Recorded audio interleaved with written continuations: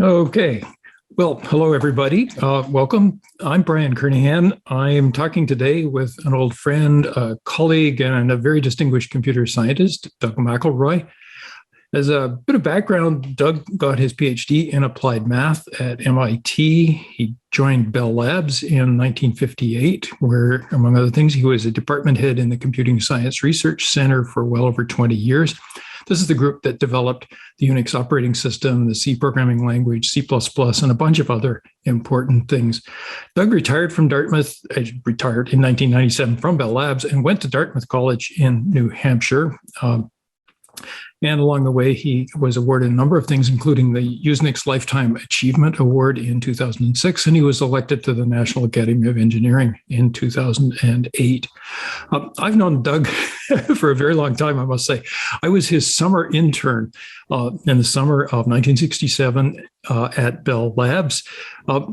Doug is typical with management style, never told me what to do. He suggested a problem that was related to the malloc storage allocator, and I don't remember what the idea was.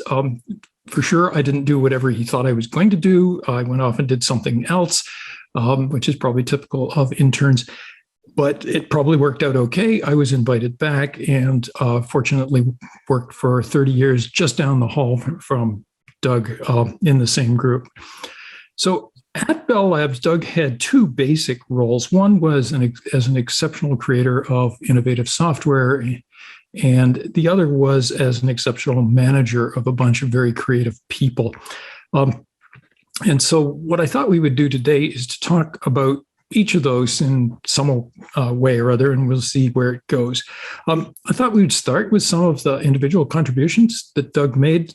So, for example, a lot of the things that he worked on are things that we just sort of take for granted as part of computing today, but perhaps without realizing that they were created by one person and created sometimes 40 or even 50 years ago. One example, I hadn't really realized this until I went and looked at the Unix manual, one of the early manuals a while ago, but Doug created the program called Echo, which is probably the most bang for the buck that you get for a very small program. Doug, is my memory right there? Do you? You're exactly right. Echo actually was my first C program. C, when Dennis Ritchie got C working, I had to try it immediately. And Echo came to mind. I did not actually invent Echo. Echo was invented by another member of our center, Joe Osana, when he was working on the Multics project between MIT and Bell Labs and GE. And he used it as simply a test program on Multics. And I used it as a test program on Unix. But it turned out to be of lasting value, even though it only consists of a few lines of code. Yeah, hence the comment, the most bang for the buck for such a small program. And like you, I've certainly written versions of it in different languages and on different systems because it's a good test of a lot of things. Another thing that you had your hand in, and I think you once told me that it wasn't really your work, but I'm going to argue with that, is the memory allocator itself, malloc, which was what you you thought I was going to work on that wonderful summer. What's the story on that? Well, there had almost always been a dynamic storage allocator in Unix, and it was called very reasonably alloc. I had been interested in the general subject of dynamic storage allocation for some while. I published one paper in the British Computer Journal about the statistics of dynamic storage allocation and some of the limits. And when I was a visiting lecturer at Oxford, I gave one talk on the subject, And I ended the talk by handing out a list of open problems in dynamic storage allocation. Having been brought up in the world of continuous mathematics, which has been very much displaced by computers in favor of discrete mathematics, I thought that statistical mechanical questions about dynamic storage allocation, on average, how much memory will be full if there are requests coming in for sizes in this distribution. Those look to me like things that a good statistician could solve. And way down at the end of the list, I wrote one other question, which was, suppose you have a limit on how much space will be allocated, but you don't know anything about the sizes of the pieces and the comings and goings of the pieces. How big does the memory have to be sure that it never jams? I thought this was the hardest. 2 weeks later, one of the students came in with the perfect solution. And that student went on to write a PhD thesis about the theory of dynamic storage allocation in Australia. Well, coming back to Unix, I had the thesis at hand, and I thought I could probably do a better job than the alloc program of following the work of this thesis. And I did one other change. Because now C existed, it was pretty silly to have what at the time was a standard error return in Unix. The standard error return, the error return was to return the integer -1. But it returned a pointer. In other cases, -1 was not a pointer. There was a null pointer. So I changed the definition of alloc to return a null pointer instead of -1. This broke, of course, any program that used alloc. So we had to add the M on malloc, and it's been with us ever since. That is interesting. I think I never realized that that's where the extra letter came from. So having watched any number of students here at Princeton wrestle with storage allocation, and then, of course, reading all the tales of programs that have died because in some way or other they have misused memory allocation, dynamic memory allocation, what might have been done differently, if anything, or is it just intrinsic to the nature of the beast that there are going to be problems when you allocate memory on the fly? Aside from the original result that says how big the memory has to be, if the maximum amount of memory you're going to have in actual use, is M, you need M log M space. And then you will never have any trouble with your dynamic storage allocator. But that's much bigger than people want. They would like to be able to completely exhaust the storage that's available before their program dies.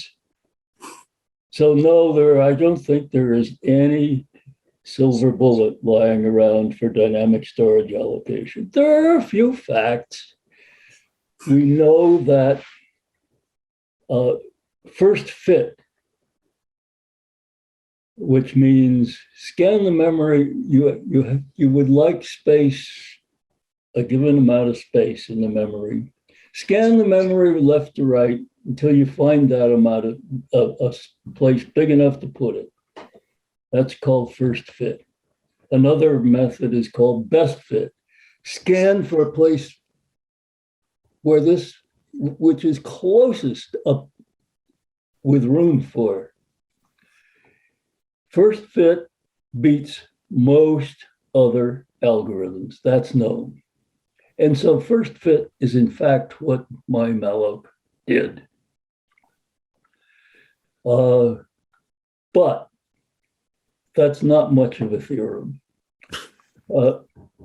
As I say, the silver bullet is not with us. Yep. The silver bullet is that now your computer comes with gigabytes of main memory. Yes, and I suppose we shouldn't make comments about how young programmers don't really know how to use memory effectively, and that we were better than they were. So another program that you had your hands on that I think was one of the most fundamental and one that is still used, I probably use it every day. It's at the core of lots of other tools. And this is Diff, the program that lets you compare basically two files and find effectively a minimum set of changes that will make one into the other. And so it's at the heart of things like source code control. It's part of the patch mechanism and a variety of other things. How did Diff come about? What would your thoughts be? Yeah, Diff has a very long history. I first, not by that name. I think I gave it that name.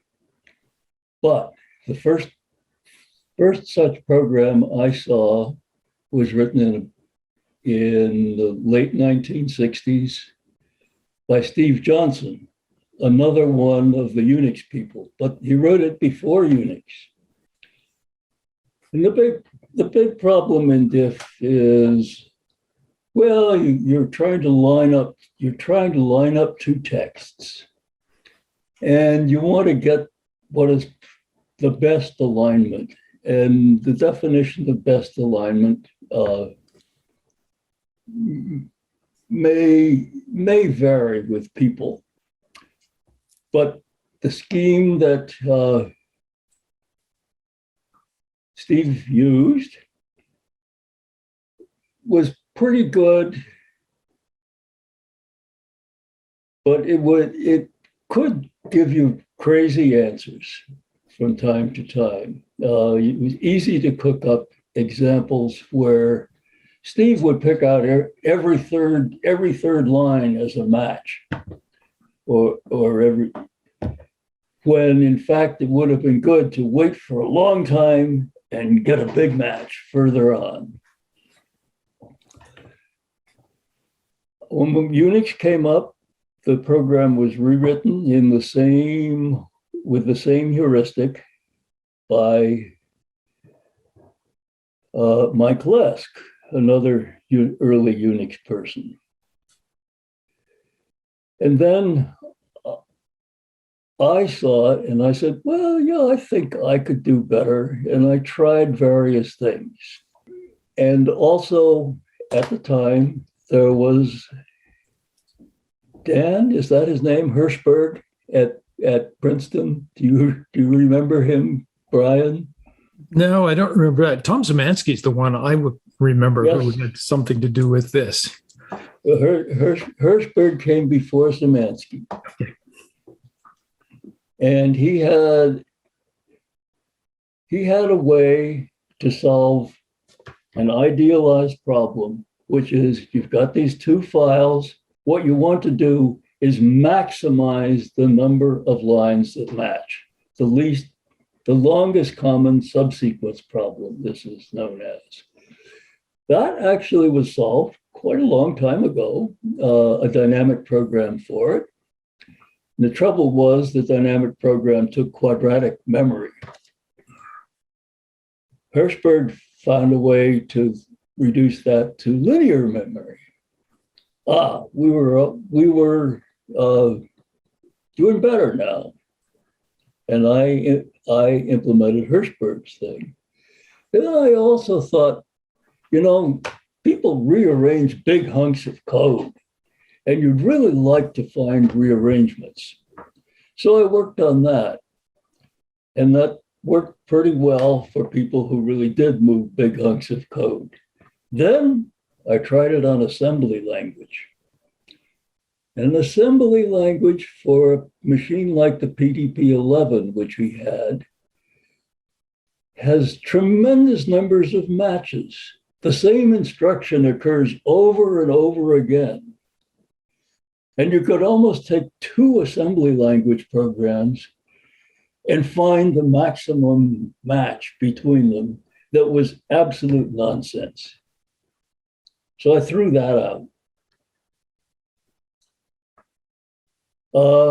And finally, we were visited by Harold Stone from University of Massachusetts. And he, at the blackboard, when we told him the problem, came up with a neater algorithm, which in general was much faster than the old dynamic program. And that was programmed up by Jim Wayne Hunt, yes. Wayne Hunt, right. Thank you, Brian. That went into production, and that became Diff. I re-engineered it to reduce the amount of memory with all kinds of clever overlaying of the various phases of the execution. And that finally was a Diff that lasted many years until Gene Myers at Illinois, I think, found a way that for things, if there was a really close match, you didn't have to examine the possibilities that the first element of one file matched the last element of the other file. You could almost march along the middle and do the match. And he made a still better one. That is more or less what's in Linux today, but in standard style. The Linux people like more complicated stuff. The GNU people like more complicated stuff. And they have thrown in a lot of, the program is much, much bigger and full of heuristics. So it doesn't quite get the perfect match all the time, but it's a monument. So there's some interesting observations in there about how information flowed around. Now, this is long before the invention of open source software or anything like that, but you've just described a sequence of people contributing both code and the theoretical understanding and then going in and out of Bell Labs and academic institutions and on and on. How typical was that? That's very typical. It's certainly one of the strengths of Bell Labs, which looking back on it, see as a far more collegial place than most university departments. People are working so hard, particularly newcomers in the university, are working so hard to get that tenure that if you drop in on them and say, hey, I'm having trouble with this problem, which seems to be something which I think you might know something about. They don't perk up and put things aside and help you out for a day, as always happened at Bell Labs. It would be too much of a diversion from getting their enough papers out to get their tenure. Well, that's a very disappointing thing to me. Folks at Bell Labs did not have to publish. And although they did, but instead of publishing every little step along the way towards their research, they would publish after they knew it was really working. That brought the fame in the outside world.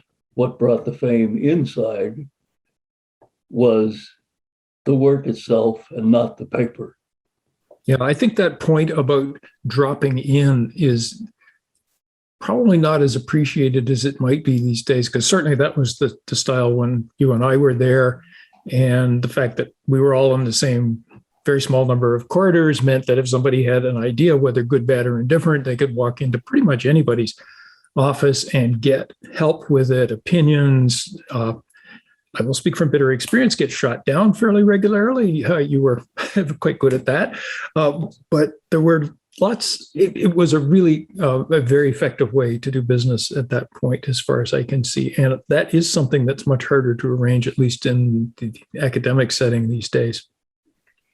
And as a manager, you can go around telling people, hey, I wish you'd work on this or work on that. But with this constant interchange among a fairly wide collection of colleagues, people just drop ideas, and sometimes they fall on fertile territory. And it's not, please go look into X. It's a comment at lunch, like one that I made one day saying, I think it would be fun to have a program that I could type in inches and get and ask for the answer in feet. A units converting program. Be fun to have. Had no idea that I was actually planting a seed. But the next morning, Ken Thompson comes up with the Unix program called Units. And he had not only written the program overnight, he had wandered into the Bell Labs library, which in those days existed. It does not anymore, to my dismay, and was open 24 hours a day. You were not expected to steal books from the library, but you were expected to use them.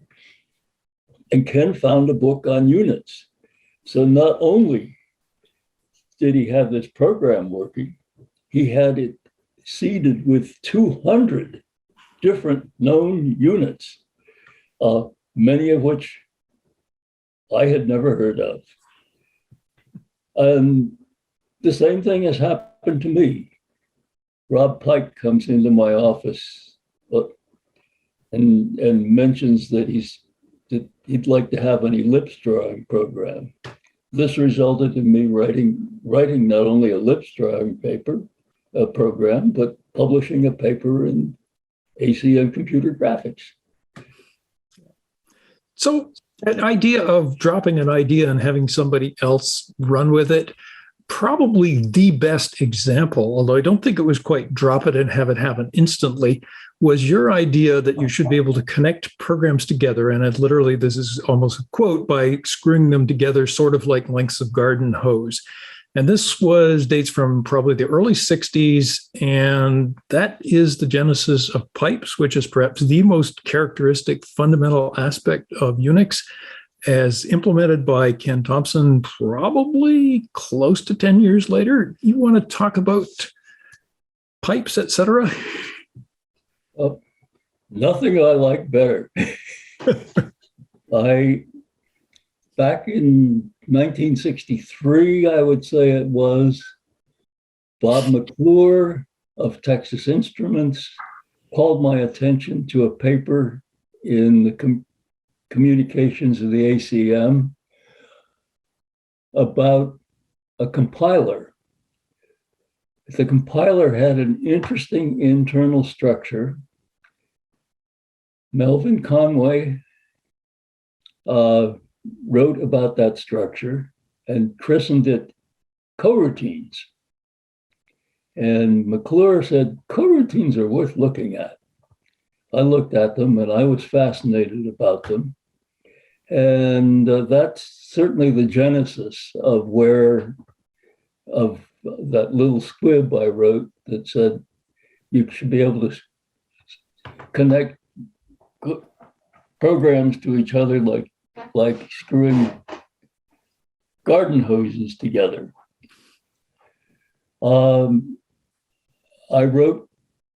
I thought about coroutines for the rest of that decade, on and off, wrote one long unpublished paper about it, which showed how to put coroutines into PL1, a language that I had happened to have participated in the design of. But I really wasn't happy with my model, so I never published it.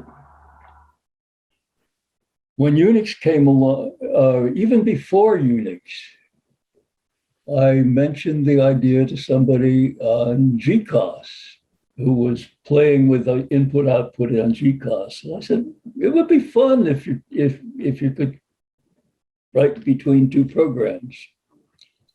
That time it didn't take hold. Unix comes along, and while in one room, Ken Thompson and Dennis Ritchie and Rudd Canaday are talking about how to build a file system. This is this is before Unix. They were doing this in the back room while Bell Labs was working on the grand and overambitious Multics project. They were thinking of how to do similar things simpler. And I was across the corridor trying to write examples of code where one routine fed another. When Unix finally did get built, I asked Ken to put it in. And Ken, being a very good minimalist, thought, you really don't need it because it's very easy already to write a program, redirect its output to a temporary file, and have the second program read from the temporary file. What really do you get new by putting them together? Well, I didn't have an answer for that, but I kept beating on him. And one day I came in, and this time I came in and I said, let's have a system call called Pipe. That turns out to have been a very good bit of salesmanship. That name really helped. And at the same time, let's have a shell notation that produces a pipeline. That notation was not the one that you all know now. It was much clumsier, but it was enough to spark Ken to try it overnight. He put pipes in. I'm not surprised that he could put pipes in to Unix overnight. They clearly fit with all the IO redirection on Unix. But I was surprised the next morning to come in and find that not only had he given us the pipe system call and put pipes into the shell, he had changed a whole lot of Unix programs that were written in the form of copy. Here's the input and there's the output. Name both the input and the output.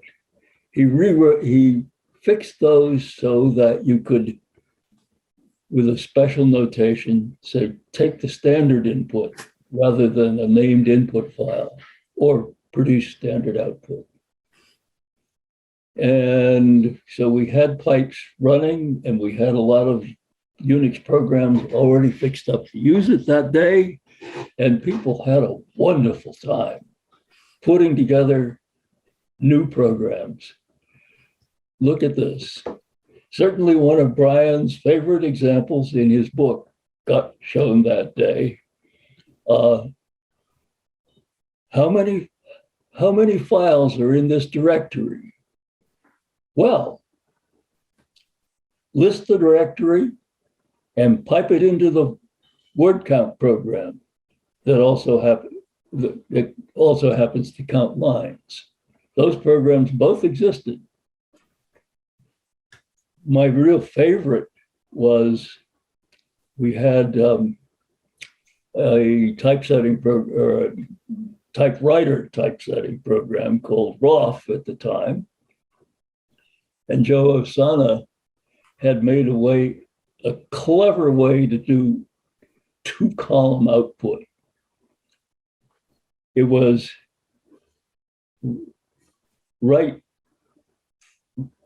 Each page would be printed with a different line offset. So one page would be printed on the left half of the page. The next page would be printed on the right half of the page. And then you would run a program called OV, overlay, which took pairs of pages and put them together. That could now be done by a pipe. That was good.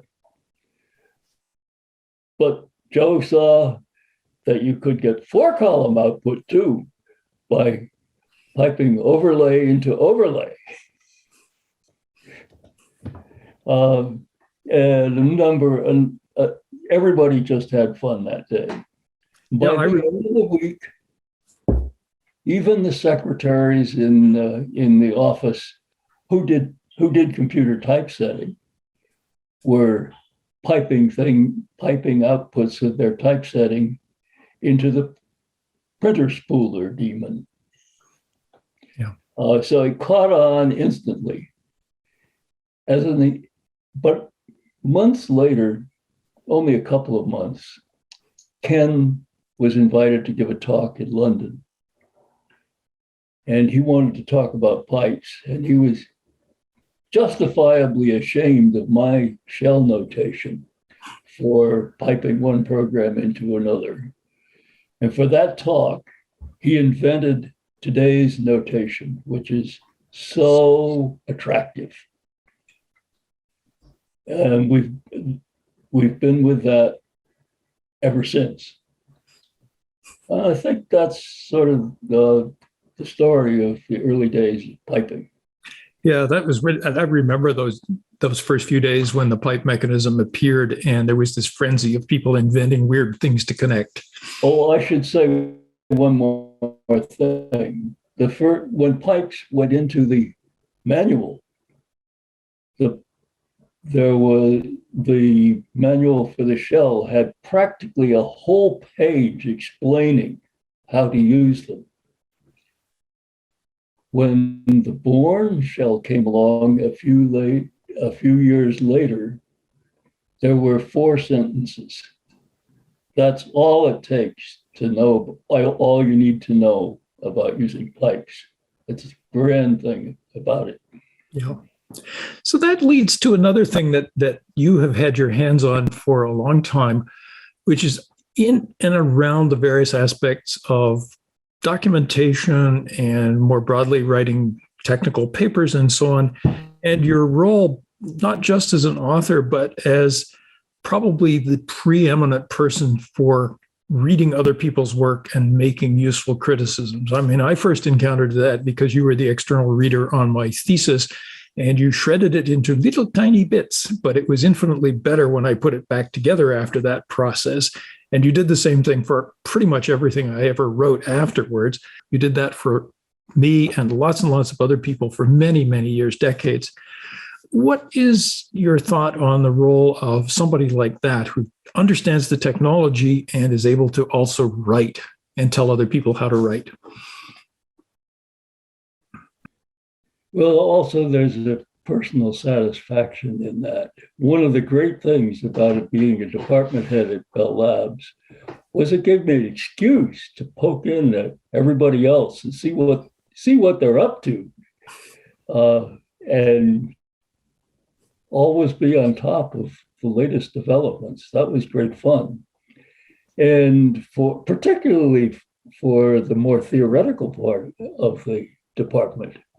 The best way to find out what they were up to was to read their papers. So I had the fun of being an early reader of papers.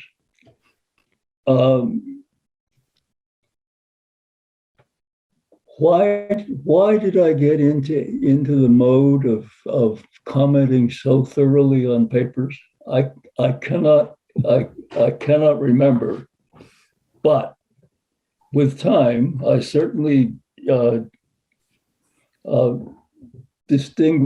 developed taste for style of writing, particularly let's get rid of blather. There's altogether too much of that. Why is this good for you? And various stylistic, by reading a whole lot of different papers, I came to value certain stylistic techniques and pass them back and forth between people. Finally, the big upshot of that was that I took over the editing of the Unix manual from the 7th edition through the 10th edition. And I think my biggest contribution there was simply following Strunk and White and removing needless words from the manual. Also getting rid of the passive voice. And finally, perhaps trying to organize where parallel structure helps the text to make sure that the wording is the same in one sentence to the next. Lawyers know this. They try very hard not to be florid novelists using fresh words in every sentence. For technical stuff, you want consistent terminology. Yeah, I think it's fair to say that the state of the art of documentation these days is pathetic by comparison, and particularly with the Unix manuals, when there is documentation, that is, which many times there isn't. And certainly my experience is a lot of it appears to have been machine generated. The foo function does bar and completely automated generation of that. So you've hinted a bit at your role in management, and one of the advantages of it was in being able to poke in, as you say, to whatever other people were doing. How did management work in our particular organization, at least as you saw it? And what did you see your role as? Because I think the labs was very different from a lot of settings. Although it was hierarchically organized, it wasn't run that way. And I wonder what your thoughts are on that. It was a fascinating managerial scheme. Hiring and the so-called merit review that happened every year were both done in a rather interesting way. Recruiting was not done by a human resources department. It was done by all the departments, and typically in research, every one of us would do recruiting in the field. Each person had a different university to go to and established permanent relations with the appropriate departments in the university. I myself went to Cornell once a year. And that was not only fun to meet all the potential candidates, it was also fun because I got to give a talk each year. And at Cornell, the faculty faithfully attended the weekly colloquia. And I would be giving a talk with a front row full of very distinguished computer scientists. It certainly put me on my mettle, and I had the fun of dealing with the faculty, finding out about the students, and seeing the students out there. Which students would we invite in? It mostly had to do with one's perception of the student's breadth, or in my case, of the student's breadth and enthusiasm. When they actually, of those who came to the labs for an on-site interview, my favorite question of them was, if you got here and were put in an office with nothing to do, what things have tickled your fancy in the past that you thought, if I ever had the time, it would be fun to work on? And if the person said, well, there's extension X, Y, and Z of my thesis that I could think of, kind of that throwaway last paragraph you see in many papers, that work not done, called future work. If that's what they came up with, they were not likely to pass muster. It was just watching and sensing how interested in the world at large they were, and their technical world was what was important. I certainly didn't do blackboard puzzles in writing, in code writing. That's just as well. Then when it came to annual merit review, this is perhaps the most interesting managerial aspect of Bell Labs.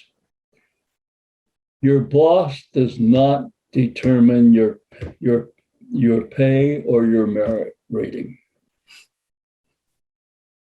That was done on a wider basis.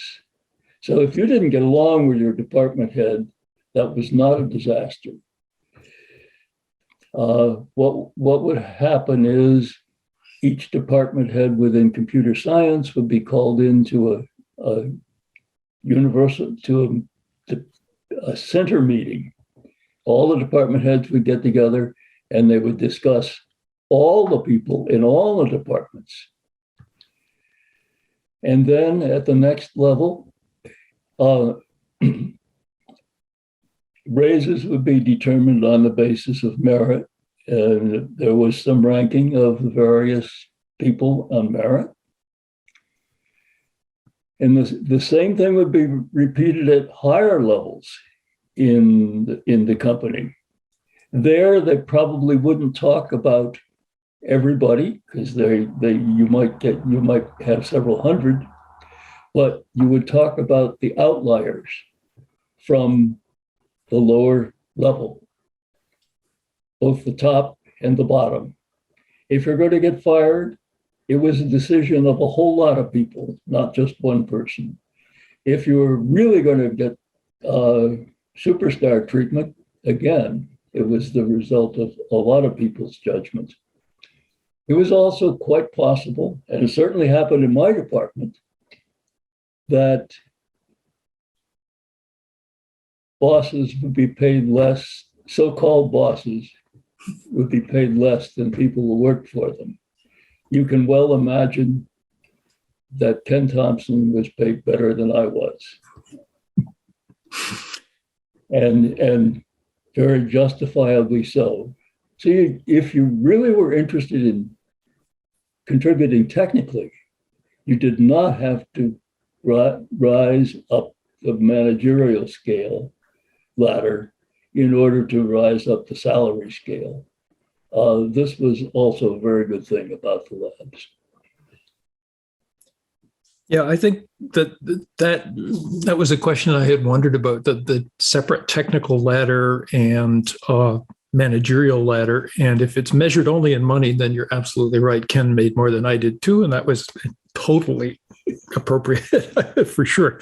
The other thing that you hinted at there is that as people were evaluated by this wider and wider group, the kind of work that was better known because it had perhaps had more influence or affected more people or whatever would be more likely to be noted there. And so doing things that were broader or more influential or whatever would be lead you to rise in rankings over people who were very narrowly focused on something. At least that would be my perception.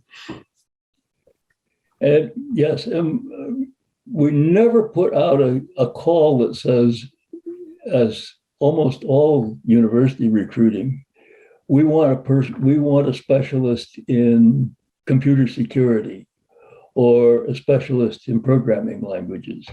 We said we want a computer scientist, and that was broad. That was also very broadly interpreted, because I certainly hired more than one physicist into computer science. Physicists are fantastic because they're intrepid. They will attack anything, and they're taught to think very broadly. I think of one example, Tom Killian, who came in as a physicist. He was tired of working on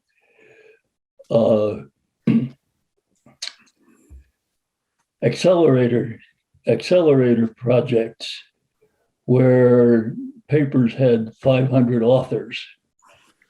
He thought he'd like to do his own research a little more than participate in a very big and grand project. And he came in, and what did he do for his warm-up project to get into Unix?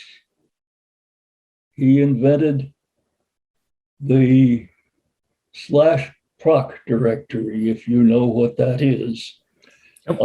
Wherein every running program on the system also appears as a file that can be interrogated. Very useful for making debuggers and such things. A really creative and original project, and it required him to get right into the heart of the operating system, something that I never dared to do until I'd graduated from department headship. Yep. So we're going to run out of time fairly soon, but I had one other thing I wanted to just ask about. Bell Labs was exceptionally stable in the sense that people arrived and they stayed for very long periods of time, partly because there was no pressure to get promoted into management or whatever, and there weren't projects that you had to do to be visible or anything like that. So people stayed kind of as members of technical staff for 10 or 20 years without any problem. Whereas today, at least my perception is that people move every couple of years or something like that. What do you think that is good, bad, or just different? I think it's just different. There was, in fact, considerable turnover for newcomers at Bell Labs. When I joined the labs, the company provided education to incoming bachelor's degrees in engineering, education equivalent to, and later, in fact, actually earning a master's degree.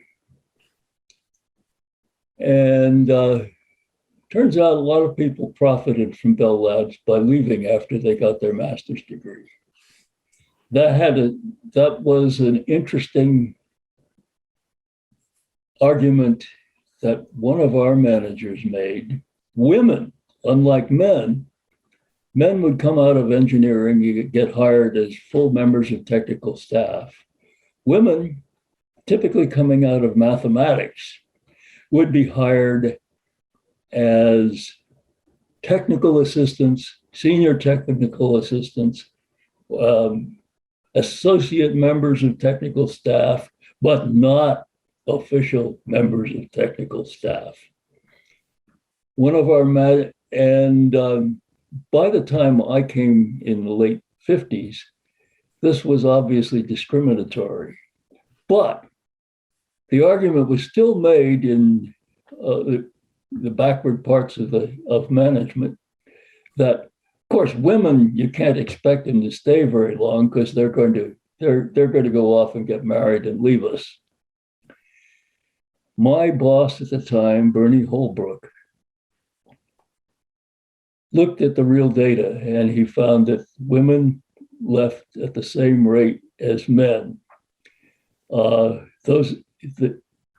labs did not properly account for the fact that their master's degree, there was this huge exodus after 3 years among the men. That shot down the argument against women being inferior. Was not, though, until the mid-70s that we finally promoted our deserving women to be full members of staff. Yeah, no, that definitely took longer than it should have by quite a bit.